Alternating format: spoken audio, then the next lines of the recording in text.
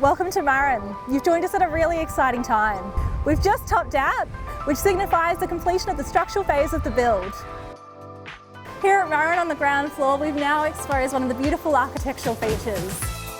This 60 tonne of concrete was one continuous pour to avoid any construction joins. All up, we've poured roughly 8,000 cube of concrete into the structure. On the podium, the team are getting ready to pour the structural shell of the pool. It'll hold close to 50,000 litres of water.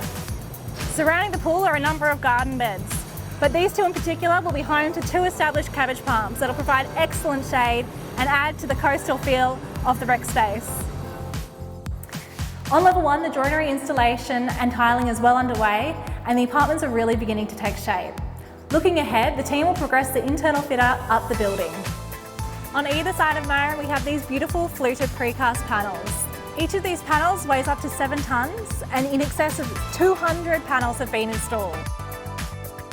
With the roof now complete, the team will turn their attention to services, which include electrical, plumbing and air conditioning.